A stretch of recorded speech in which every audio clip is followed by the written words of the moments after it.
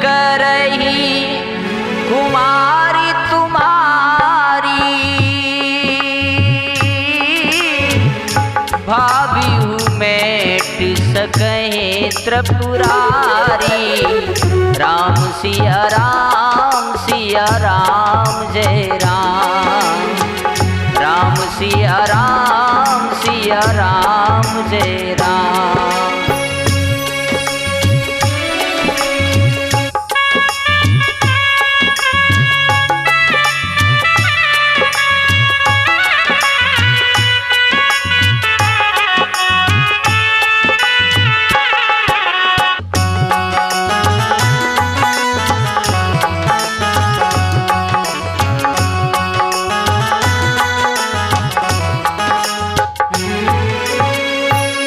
भक्तों, धार्मिक मान्यताओं के अनुसार इस धरती पर 8 व्यक्ति लाखों वर्षों से आज भी जीवित हैं, जिन्हें अष्ट चिरंजीवी कहा जाता है।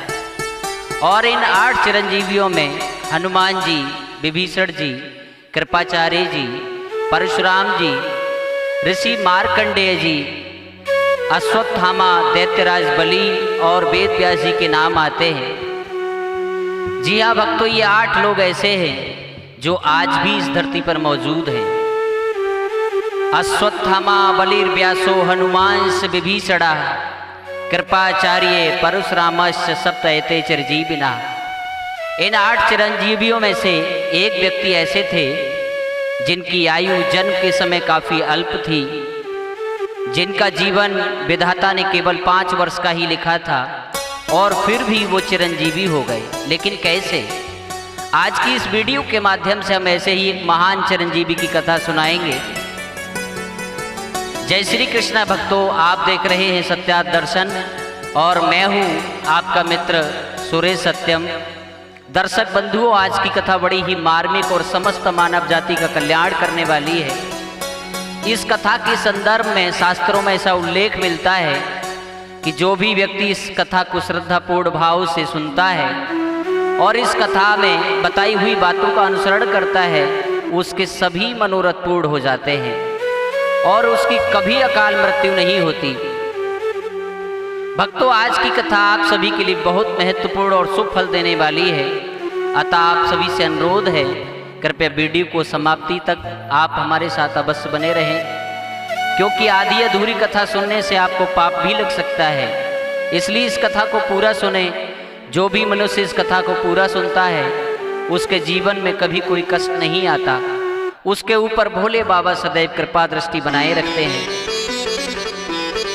तो चलिए भक्तों, आ जाते हैं आज के प्रसंग की तरफ और आपको सुनाते हैं शुभ फल देने वाली ये मंगलकारी कथा। भक्तों, बहुत समय पहले की बात है, काशी में एक ब्राह्मण दंपत्ति निवास करता था। उस ब्राह्मण के घर में ईश्वर का दिया हुआ सब कुछ था, खूब रुपया पैसा, धन दौलत और मान सम्मान। कहते हैं ना मित्रों, इस संसार में कोई सुखी नहीं है, कोई न कोई चिंता प्रत्येक मनुष्य को लगी ही रहती है। कोई प्राणी ऐसा नहीं जो चिंता मुक्त हो। किसी कवि ने बड़ी सुंदर लाइन लिखी है, पपिहा जाई पुकारो दियो पंछी आगे रोए, 3 लोक फिर आयो हूँ बिन दुख लख्यो न को। 3 लोक फिर आयो हूँ बिन दुख लख्यो न कोय। इस संसार में कोई सुखी नहीं। कोई पुत्र के अभाव में दुखी है तो कोई पुत्रों से ही दुखी है।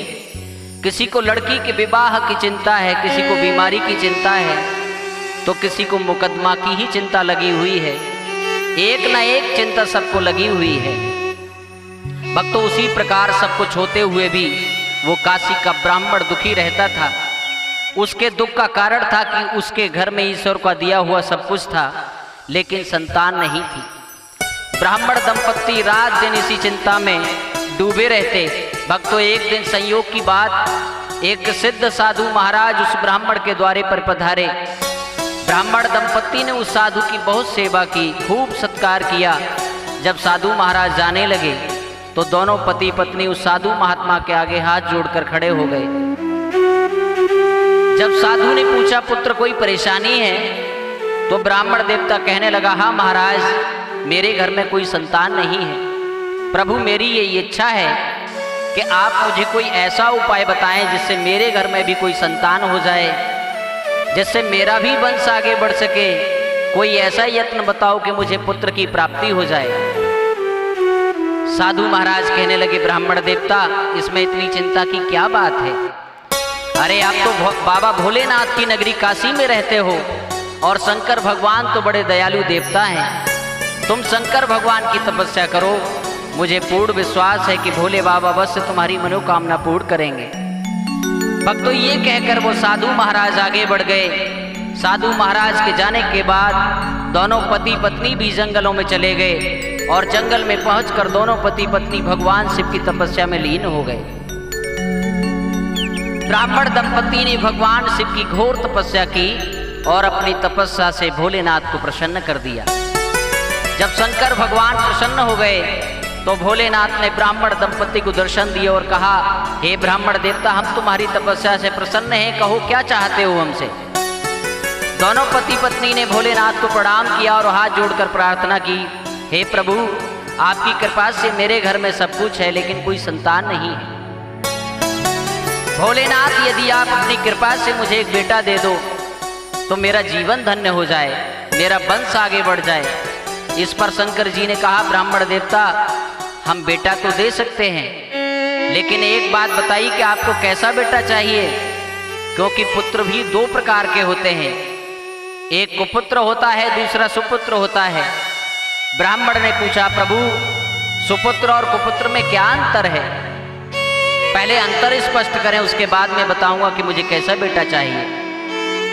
तो भोलेनाथ ने कहा कि ब्राह्मण देव, सुपुत्र की आयु तो कम होगी लेकिन वो तुम्हें बड़ा सुख प्रदान करेगा, अपने कर्मों के द्वारा तुम्हें सदैव प्रसन्न रखेगा और तुम्हारा नाम रोशन करेगा। उसके विपरीत कुपुत्र की आयु तो लंबी होगी लेकिन वह बड़ा दुष्ट होगा और अपने कृत्यों से तुम्हें हमेशा परेशान रखेगा और हमेशा दुख ही दुख देगा। अब बताओ तुम्हें कैसा पुत्र चाहिए? भोले बाबा की ये वचन सुनकर ब्राह्मण देवता ने कहा, महाराज, जो पुत्र मेरा नाम खराब करे ऐसे बेटे से तो अच्छा है कि मेरे कोई संतान ही ना हो। भोले बाबा, यदि आप मुझे देना ही चाहते हो तो मुझे ऐसा वरदान दो कि मेरे घर में सुपुत्र संतान का जन्म हो। शंकर जी ने कहा, जैसी आपकी इच्छा, और उस ब्राह्मण को वरदान दे दिया कि जाओ, आपका बेटा तो होगा लेकिन उसकी आयु मात्र 5 वर्ष की होगी, 5 साल तक वो जिएगा। और इतना कहकर शंकर भगवान अंतर्ध्यान हो गए।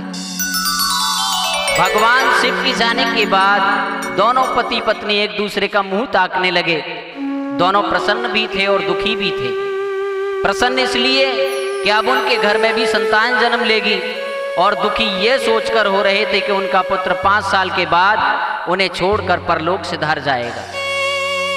लेकिन अब कर भी क्या सकते थे, क्योंकि भोलेनाथ ने तो सुपुत्र होने का आशीर्वाद देकर जा चुके थे। भक्तों, इस प्रकार शंकर जी से पुत्र का वरदान लेकर वो अपने घर वापस लौट आए। 1 वर्ष के बाद शंकर जी के आशीर्वाद से ब्राह्मण के घर में एक सुंदर से बालक ने ब्राह्मणी के गर्भ से जन्म लिया। अब शंकर भगवान के आशीर्वाद से बेटा तो हो गया। अब बेटा हुआ और जैसे जैसे उसकी उम्र बढ़ने लगी और जब 4 वर्ष का हो गया तो ब्राह्मण अंदर ही अंदर से बड़ा दुखी रहने लगा। सोचने लगा कि आज से 1 वर्ष बाद इसकी मृत्यु हो जाएगी और हम फिर से निसंतान हो जाएंगे। एक दिन ब्राह्मण ब्राह्मणी दोनों विचार मग्न बैठे हुए थे कि तभी उनके घर एक ज्योतिषी का आगमन हुआ।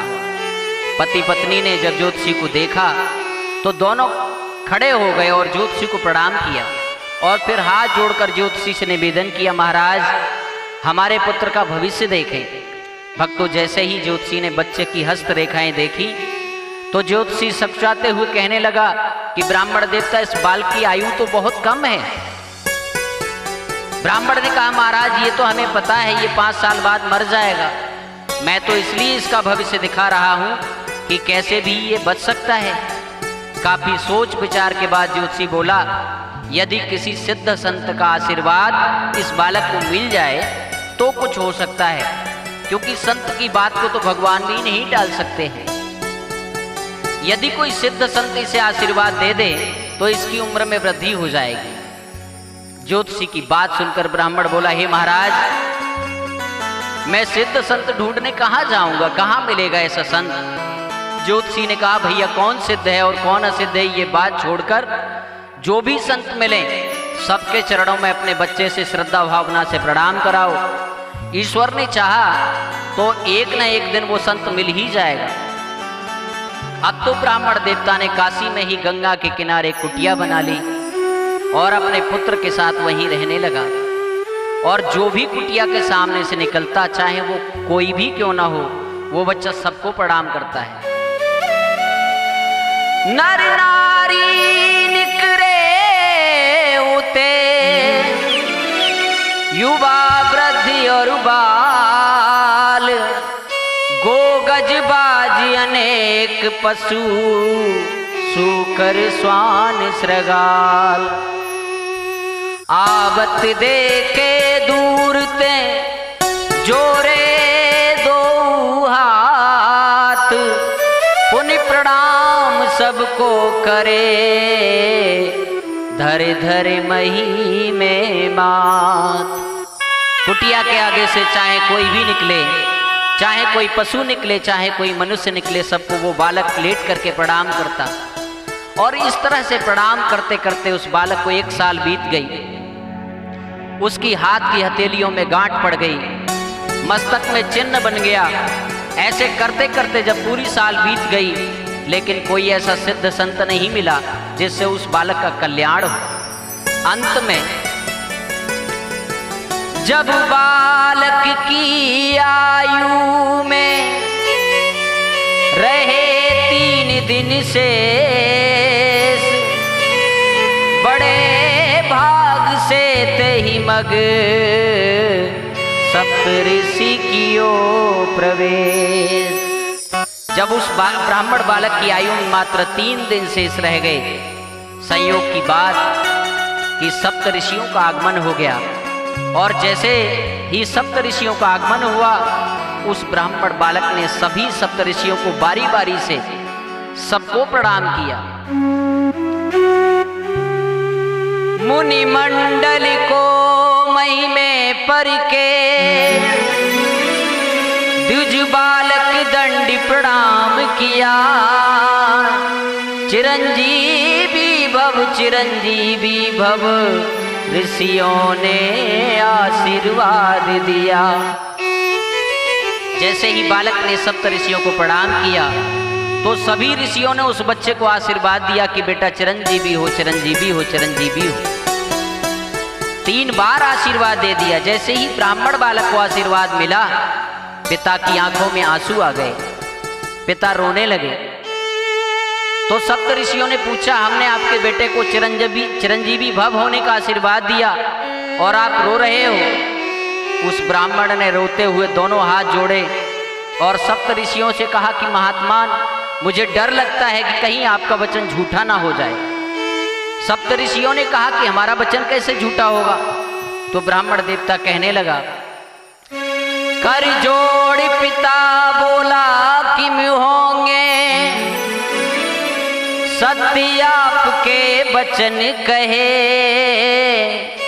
इस दीन अभागे बालक की आयु में शेष दिन 3 रहे। इस बालक की आयु में तो 3 दिन शेष है और आपने इसे चिरंजीवी होने का आशीर्वाद दे दिया। इसलिए मैं दुखी हूं कि आपका कहा वचन झूठा साबित होगा। जैसे ही पता चला कि इस बालक की आयु में तो 3 दिन शेष हैं और हमने चिरंजीवी भव का आशीर्वाद दे दिया, तो सप्तऋषि दुविधा में पड़ गए और एक दूसरे का मुंह ताकने लगे कि ये तो बड़ी विकट समस्या हमारे सामने खड़ी हो गई। अब क्या करें, क्योंकि आशीर्वाद तो पहले ही दे चुके थे। काफी विचार विमर्श के बाद सप्तऋषि ब्राह्मण से बोले, हे ब्राह्मण देवता, आपसे एक बात कहें। ब्राह्मण बोला, कहो मुनिवर। तो सप्तऋषियों ने कहा कि ये तो निश्चित है कि 3 दिन बाद इसकी मृत्यु हो जाएगी। ब्राह्मण ने कहा, जी महात्मन, भोलेनाथ ने वरदान देते समय मुझे पहले ही बता दिया था कि इसकी आयु मात्र 5 वर्ष की होगी।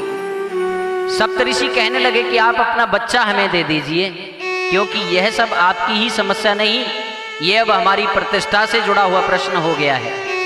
यदि हमारा वचन झूठा हो गया तो कोई आज के बाद संतों की बात पर भरोसा नहीं करेगा। ईश्वर ने चाहा तो हमारा वचन भी झूठा नहीं जाएगा और तुम्हारे पुत्र की भी मृत्यु नहीं होगी। ब्राह्मण ने कहा, ठीक महाराजा, मेरे पुत्र को ले जाइए। बालक प्रदान कीनो, बालक प्रदान कीनो, करके कठिन हिया। ऋषियों ने क्या किया, मुनियों ने क्या किया, ऋषियों ने क्या किया, मुनियों ने क्या किया। बालक प्रदान कीनो, करके कठिन हिया। बालक प्रदान कीनो, करके कठिन हिया। ऋषियों ने क्या किया, मुनियों ने क्या किया, ऋषियों ने क्या किया, मुनियों ने क्या किया। कलेजे पर पत्थर रख करके कि मर जाएगा, इससे तो अच्छा है इसे मैं संतों की सेवा में सौंप दूं। ब्राह्मण ने उस बालक को सप्त ऋषियों के हवाले कर दिया। सप्त ऋषि उस ब्राह्मण बालक को लेकर के अगले दिन ब्रह्मा जी के पास ब्रह्मलोक में पहुंच गए। ब्रह्मलोक पहुंचकर सबसे पहले सप्त ऋषियों ने ब्रह्मा जी को प्रणाम किया। उसके बाद ब्राह्मण के पुत्र ने ब्रह्मा जी को दंडवत प्रणाम किया। जैसे ही ब्रह्मा जी के चरणों में उस बालक ने प्रणाम किया, ब्रह्मा जी उस बालक की मासूमियत को देखकर प्रसन्न हो गए और फिर ब्रह्मा ने चारों मुख से, ब्रह्मा ने चारों मुख से चिरंजीवी कह दिया। ऋषियों ने क्या किया, मुनियों ने क्या किया, ऋषियों ने क्या किया, मुनियों ने क्या किया। ब्रह्मा ने चारों मुख से, ओ ब्रह्मा ने चारों मुख से चिरंजीवी कह दिया। ऋषियों ने क्या किया, मुनियों ने क्या किया, ऋषियों ने क्या किया, मुनियों ने क्या किया। जैसे ही ब्रह्मा जी ने अपने चारों मुख से कहा, बेटा चिरंजीवी भव, चिरंजीवी भव, चिरंजीवी भव, ब्रह्मा जी ने जब चारों मुख से 3 बार चिरंजीवी भव का आशीर्वाद दिया तो सप्त ऋषि मुस्कुराने लगे। सुनि ब्रह्म वचन हंस के मुनि मंडली चली। चलो अपनी बला टली, अपनी बला टली, अपनी बला टली, अपनी बला टली।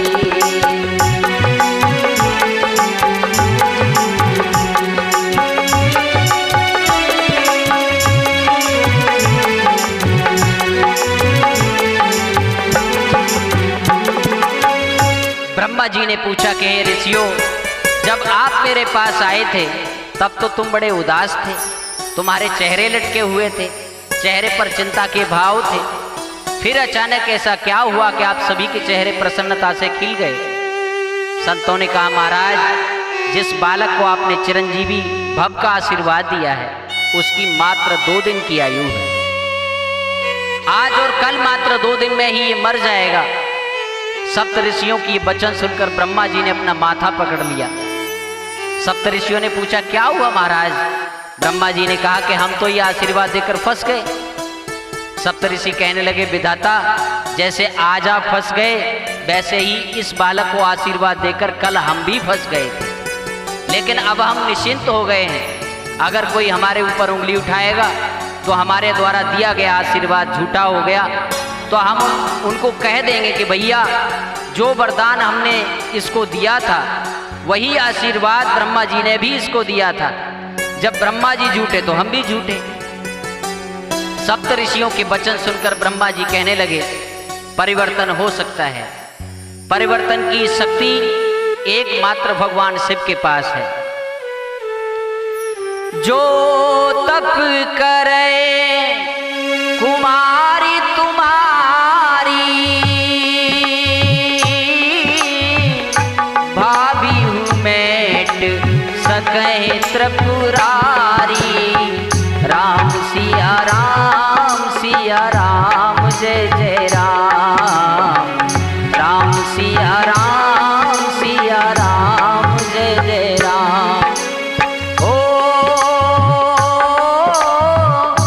जो तप करे कुमारी तुम्हारी, भाभी हूँ मेट सके त्रिपुरारी। राम सिया राम जय जय राम। राम सिया राम जय जय राम। ब्रह्मा जी ने कहा कि काल से तो अब केवल महाकाल ही बचा सकते हैं। चलो हम सभी महाकाल की शरण में चलते हैं। भक्तों, अगले दिन ब्रह्मा जी सभी को लेकर के शिवलोक को चल दिए। अब तो आगे आगे ब्रह्मा जी और उनके पीछे पीछे सप्तऋषि और सबसे पीछे वो ब्राह्मण बालक। कुछ समय बाद सभी शिवलोक में पहुंच गए, भगवान भोलेनाथ के पास। सभी ने शिव जी को प्रणाम किया। सबसे पहले ब्रह्मा जी ने प्रणाम किया, ओम नमः शिवाय। ब्रह्मा जी के बाद सभी सप्तऋषियों ने प्रणाम किया और सप्तऋषियों के बाद उस ब्राह्मण बालक ने भोलेनाथ को प्रणाम किया। भक्तों, जैसे ही उस ब्राह्मण बालक ने भोलेनाथ को प्रणाम किया, शिव ने विनीत हंस के, शिव ने विनीत हंस के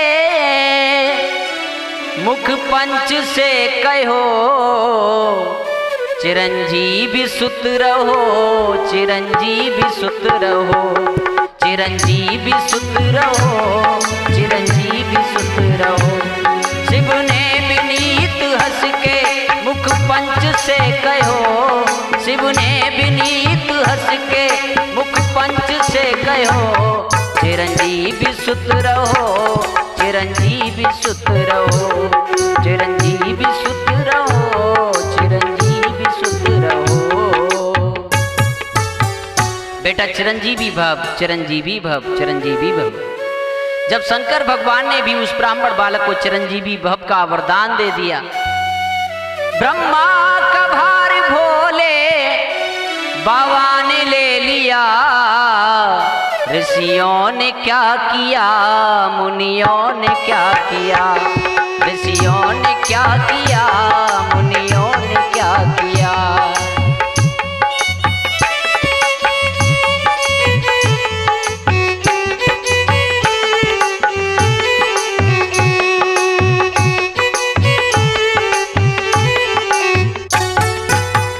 जैसे ही भोले बाबा ने उस ब्राह्मण बालक को चिरंजीवी भव का आशीर्वाद दिया तो ब्रह्मा जी मुस्कुराने लगे। जब शंकर जी ने पूछा कि आप क्यों हंस रहे हो, तो ब्रह्मा जी कहने लगे कि हे भोलेनाथ, अभी अभी जिस बालक को चिरंजीवी भव का आशीर्वाद दिया है, ये बालक नहीं है, ये तो बहुत बड़ी बला है।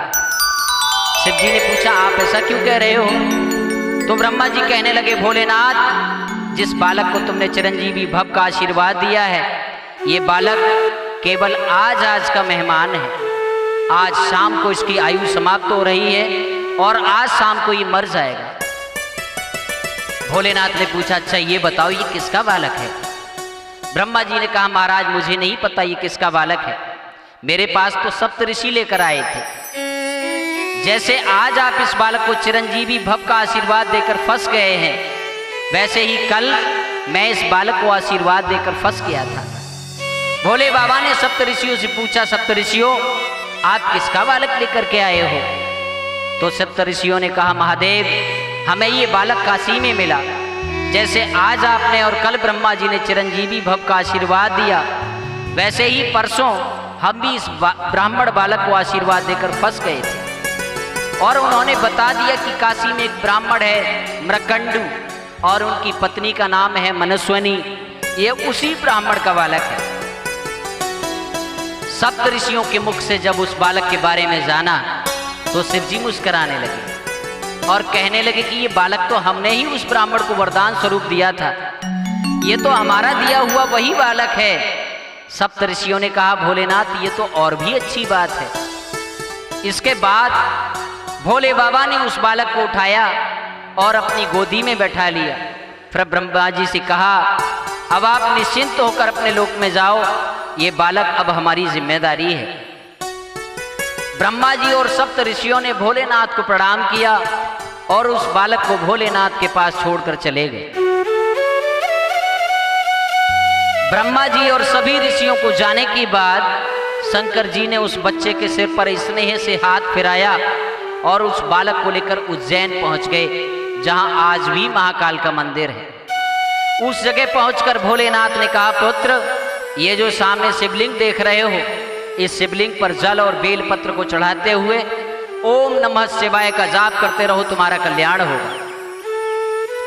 भक्तों, पूजा की सारी विधि बताकर शिव जी तो अंतर ध्यान हो गए और वो ब्राह्मण बालक पूरी श्रद्धा भाव से ओम नमः शिवाय का मंत्र जाप करते हुए जल और बेल पत्र चढ़ाने लगा। भक्तों, इस प्रकार उस बालक को जप करते हुए सुबह से शाम हो गई और जैसे ही उस बालक की आयु पूरी हुई, यमराज उस बालक के प्राण हरने के लिए उस बालक के पास पहुंच गए और उस बालक की गर्दन में फांसी का फंदा डाल दिया। जब यमराज ने बालक के गले में फांसी का फंदा डाला तो उसे और कुछ तो सूझा नहीं, वह बालक शिवलिंग से लिपट गया और जोर जोर से पुकारने लगा भोलेनाथ मेरी रक्षा करो, महादेव मुझे बचाओ। भक्तों, उस ब्राह्मण बालक की पुकार सुनकर तुरंत भोलेनाथ प्रकट हो गए और त्रिशूल यमराज की तरफ को कर दिया। यमराज ने भगवान शिव शंकर का रौद्र रूप देखा तो यमराज भय से कांपने लगे और हाथ जोड़कर खड़े हो गए। जब भोले बाबा का क्रोध थोड़ा शांत हुआ तो यमराज ने शिव जी से प्रार्थना की, प्रभु मुझसे ऐसी क्या गलती हो गई जो आप मुझ पर इतना क्रोधित हो।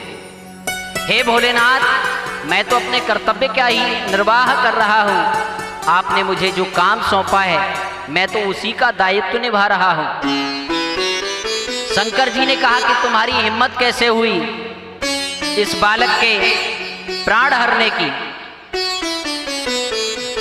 यमराज हाथ जोड़कर बोले, प्रभु इस बालक की आयु 5 वर्ष की थी जो अब पूरी हो रही है। आपको यकीन ना हो तो ये बही खाता देख लीजिए।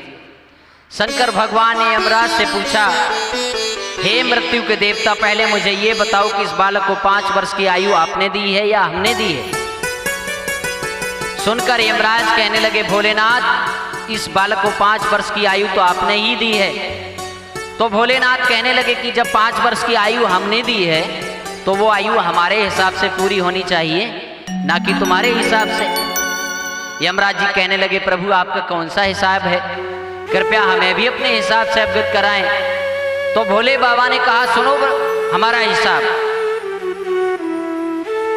ब्रह्मा जी की आयु में ऐसे बीतत कल्प अनेक।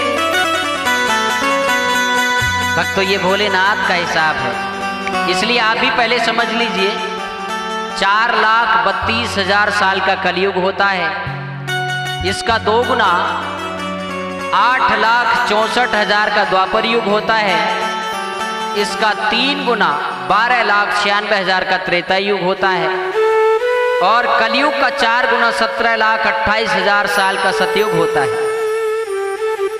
इस प्रकार जब इन 4 युगों का चक्र 71 बार घूम जाता है तब एक मनवंतर होता है और ऐसे ही 14 मनवंतर बीत जाने पर एक कल्प होता है।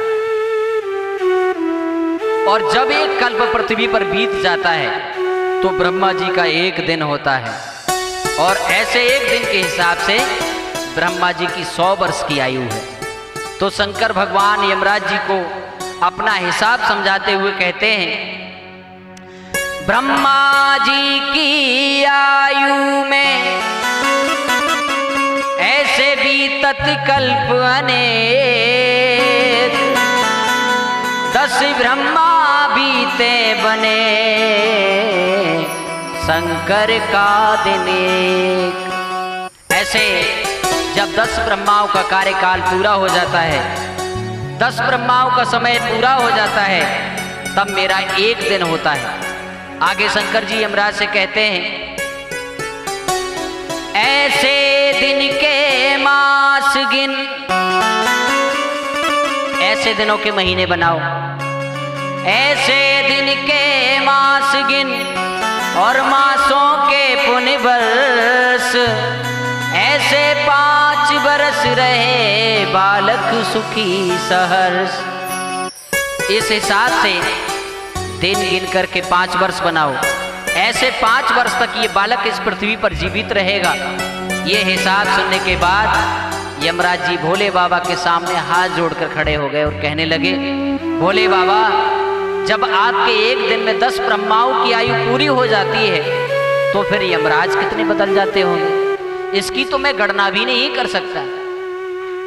भक्तों, इस तरह से वो अल्पायु ब्राह्मण बालक भगवान भोलेनाथ के आशीर्वाद से सदा सदा के लिए अमर हो गया, जिन्हें आज हम ऋषि मार्कंडेय के नाम से जानते हैं और इनकी गिनती 8 चिरंजीवियों में से की जाती है। अश्वत्थामा, दैत्यराज बलि, वेद व्यास, हनुमान, विभीषण, कृपाचार्य, परशुराम और मार्कंडेय ऋषि ये सदैव जीवित और अमर हैं। इनका स्मरण सुबह सुबह करने से आरोग्यता मिलती है और कलयुग में मनुष्य 100 वर्ष की आयु प्राप्त करता है। इन सब में भी अकेले मार्कंडेय हैं जो आयु में शेष सभी से बड़े हैं। मित्रों, इसलिए कहा जाता है, ओ जो तप करे कुमारी तुम्हारी,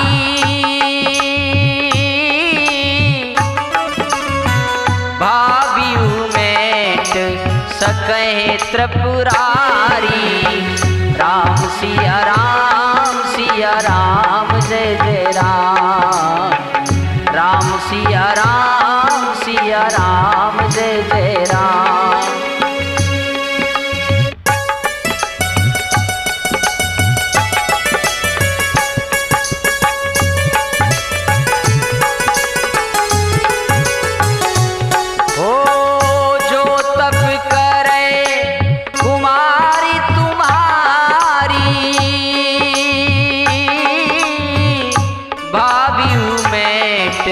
सकहे त्रिपुरारी।